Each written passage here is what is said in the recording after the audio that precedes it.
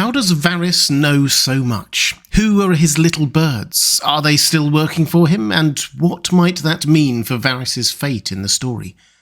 Hi everyone, this is Robert. Welcome to In Deep Geek.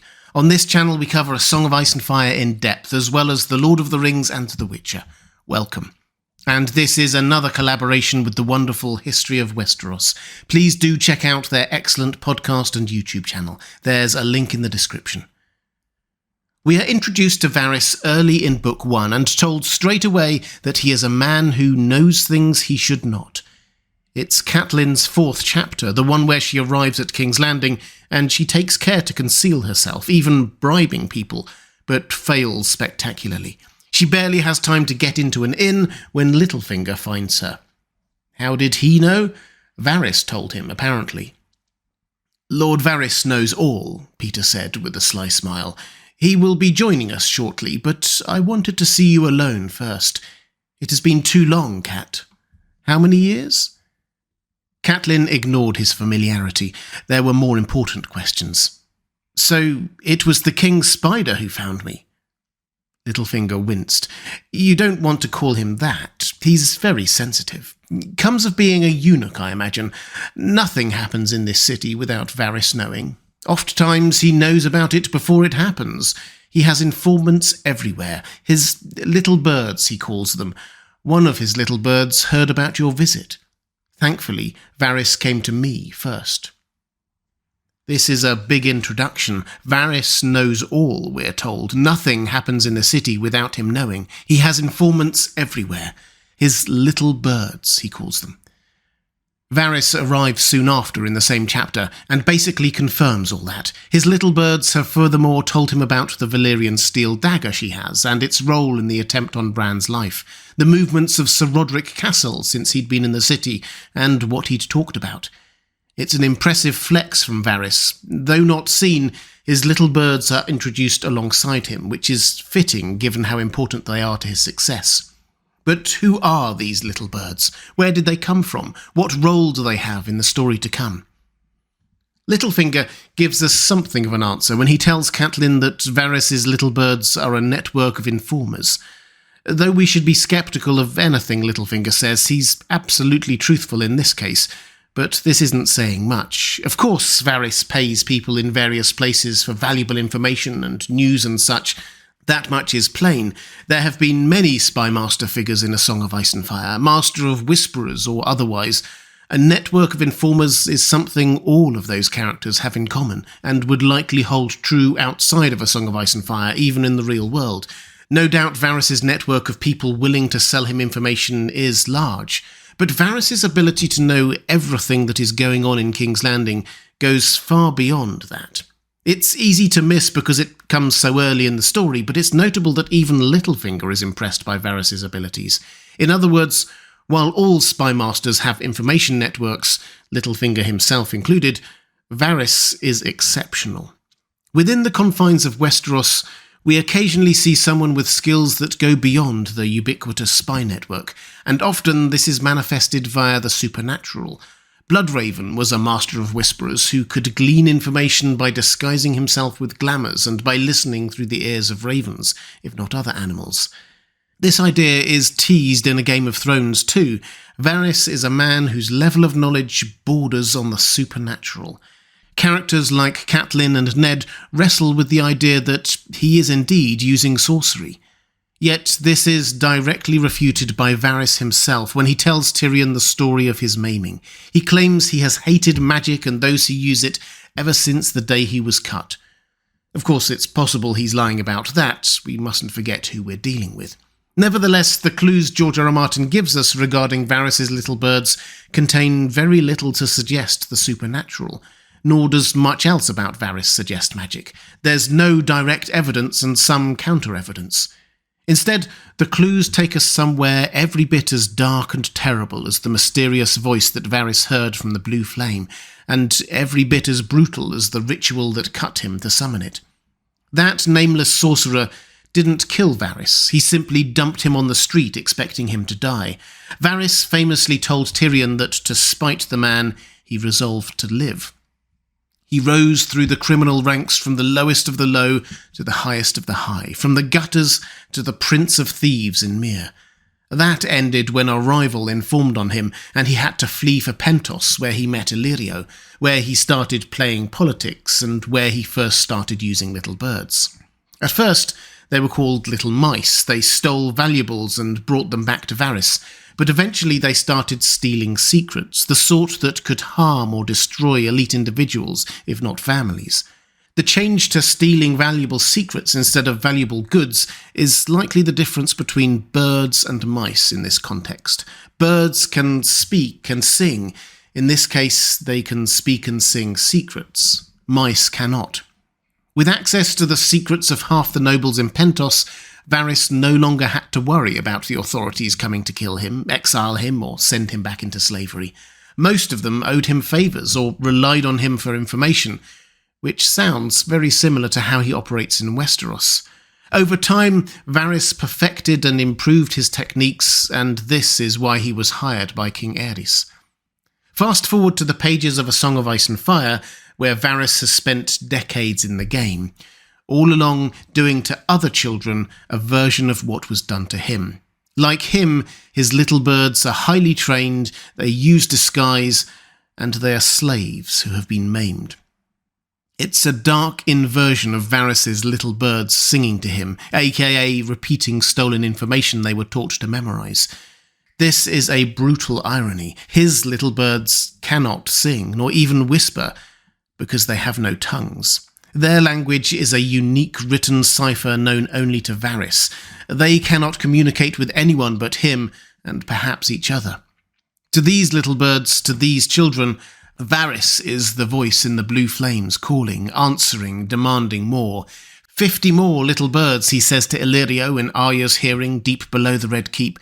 She has no idea what they are talking about, no idea that 50 little birds means 50 children enslaved and brutally trained, 50 children with their tongues removed and never given a chance at normal life. Illyrio balks at having to provide 50 more. He complains about how hard they are to train, how much they cost, how easily they die. He suggests they use older children instead, but Varys says the risk is too great, and Arya hears no more of the conversation after that. If older children are not effective for his purposes, then what happens to the little birds who survive and grow older? One possibility comes to us through Tyrion's POV. He spends some time at Illyrio's manse and tries to start conversations with several different servants. None of them respond, none of them even talk to him. He brushes this off as them not speaking the same language as him, or he muses, perhaps they've been commanded not to speak to him. But it could be that they are incapable of speaking. They could be retired little birds whose tongues were removed long ago. A Song of Ice and Fire shows us in many ways that violence begets violence. Varys is a microcosm of that concept. That which was done to him for power, he has done to others. In a previous video, we concluded that Varys probably does genuinely want to create a future kingdom that is fairer and better for all, and he views the actions he takes to achieve that, however horrible they may be, as necessary evils. This mass abuse to so many small children is surely the greatest of those evils. But can he keep this a secret forever? Will he get away with it? He might, but it's probably more likely that he's eventually discovered.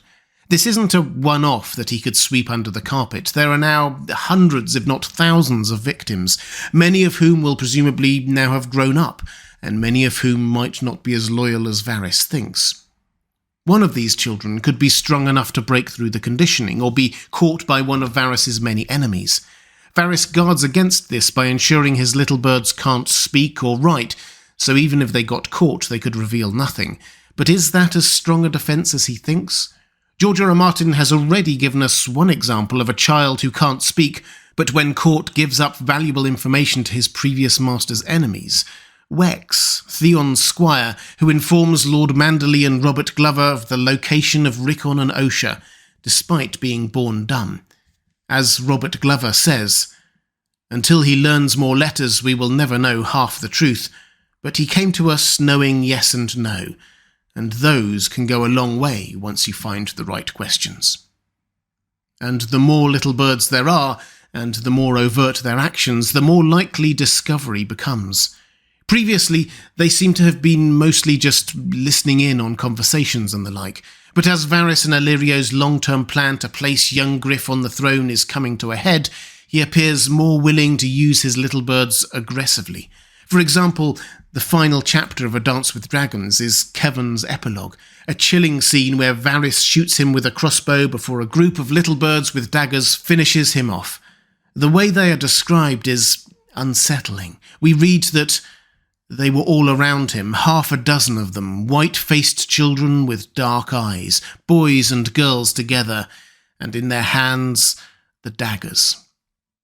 It's the final line in A Dance with Dragons, quite a way to finish a book, and this was a surprise to many readers. We knew they spied and stole information, but this was perhaps our first evidence that the little birds were also used to kill. What other uses might Varys have for them? It's uncomfortable to imagine. A small child, clearly one of the little birds, opens the door to Pycelle's apartments for Kevan, and he seems to find it completely unremarkable, throwing his cloak at her without thinking. There are clearly children all over the Red Keep, running messages, cleaning things, opening doors, and apparently many of them are little birds. The denizens of the Red Keep are blithely living their day-to-day lives, not knowing that, or ignoring, the small army of potential assassins that scurry around beneath their notice. So who might discover the truth of this, and how will they react? That second part is quite important, because in the cutthroat world of Ice and Fire, some people will surely not care, or just view it as how kingdoms are run. But others who might care might find out. For example, Qyburn is Varys' successor as Master of Whisperers. He will be developing his own informant network in King's Landing. We read in Cersei's POV that she thinks that Varys' spies have simply moved over to Qyburn, but Qyburn is surely not that naive. There's a good chance he will be keeping an eye out for whatever remains of Varys' network. And if he does discover something and tell Cersei, well, I think we know how she will react, swiftly and with brutality. Or how about Arya? I have previously speculated on the heavy foreshadowing George R.R. Martin seems to be giving us for Arya skin-changing into one of the cats in the Red Keep, perhaps Balerion himself. And 2 or 3 of the names on her list are in King's Landing, so there's a healthy chance she will at least consider going there when she leaves Braavos. And cats are even more unnoticed than small children in the Red Keep. She has already witnessed Varys ordering in some more little birds from Illyrio. If she then discovers what that meant, it will surely offend her strong moral compass and lead to Varys' name being added to her list. Someone else who will surely hate the idea of what Varys has done to all those children is Dany. And if things go the way we think they might, Varys may well be back out of hiding by the time she arrives in Westeros, if young Griff takes King's Landing.